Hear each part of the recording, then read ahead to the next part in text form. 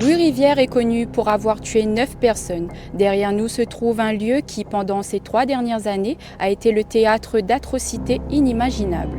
Dans cette maison de l'horreur que le quartier n'oubliera pas d'aussitôt, que 9 âmes innocentes ont souffert et perdu la vie aux mains de celui que l'on appelle désormais le tisaneur. Un homme qui, sous le masque à l'apparence paisible, servait le thé mais pas la paix.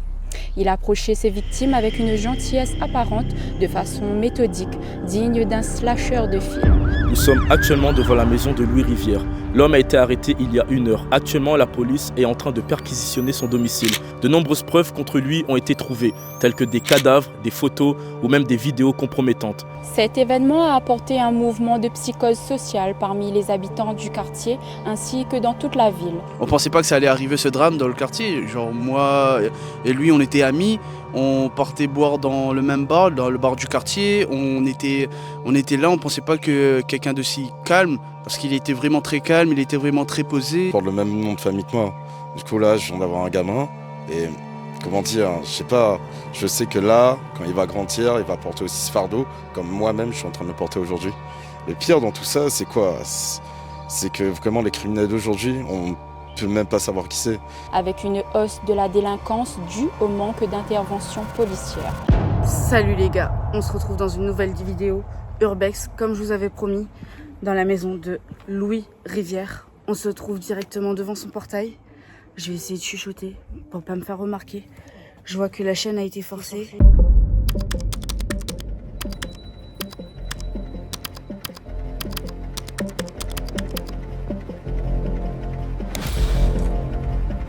Salut tout le monde, c'est Réveilleuse. Aujourd'hui, on plonge au cœur d'un phénomène qui secoue les médias. Louis Rivière, celui qu'on surnomme désormais l'artiste du crime. Ce qui rend l'histoire encore plus incroyable, c'est que Louis Rivière n'était pas ce qu'on imaginait d'un criminel. Charismatique, toujours prêt à rendre service aux autres, et passé pour le gars sympa du coin. Yo l'équipe, aujourd'hui on va interroger les gens sur l'affaire Louis Rivière, suivez-moi. Qu'en penses-tu de l'affaire Louis Rivière? Bonjour, alors j'en ai entendu parler et vraiment ça me fait vraiment peur rien que d'en parler, je me des frissons. C'est horrible, je sais vraiment ce qu'il a fait, j'ai mal aimé. Moi je comprends totalement.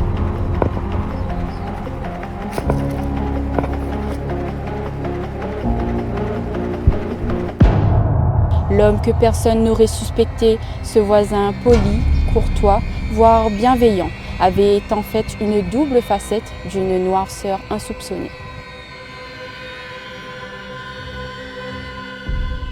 C'est bon, je peux y aller?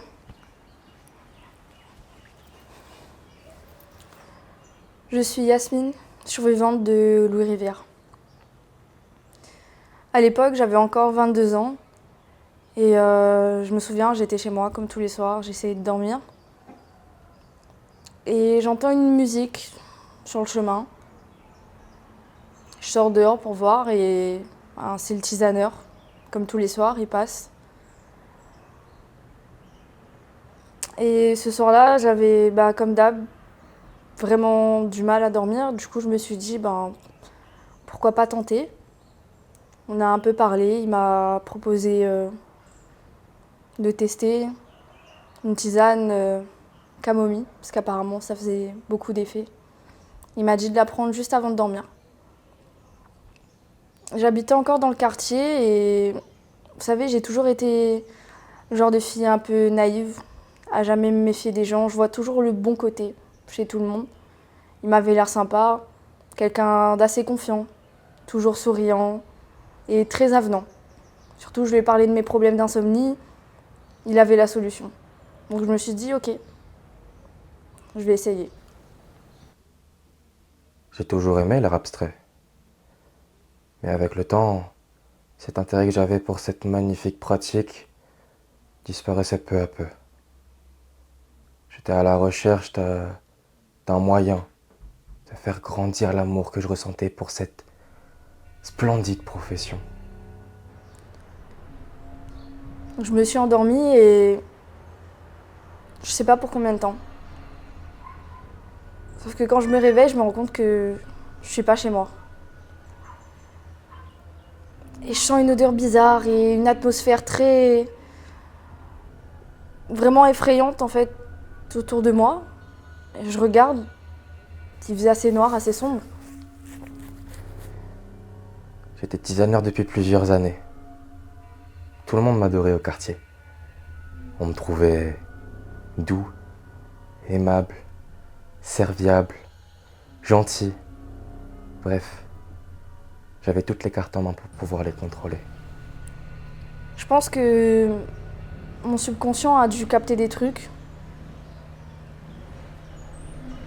D'une chose dont je me souviens vraiment, c'est... L'échec n'était pas dans mes options. Tout simplement parce que j'avais tout calculé.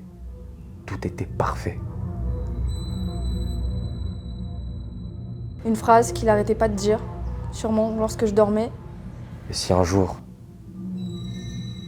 un imprévu aurait fait surface, je me serais dit, au pire, on meurt. Moi et mon art. Et c'est le genre d'histoire qu'on voit uniquement à la télé, dans les films, dans les séries. Ou à la rigueur, dans les reportages sur les psychopathes. Et on se dit jamais que c'est quelque chose qui pourrait nous concerner. Sauf qu'un jour, on se rend bien compte que ça pourrait être vous. Il est enfin l'heure de faire de l'art, de créer quelque chose de beau. Encore une fois, mon instrument est prêt à l'emploi.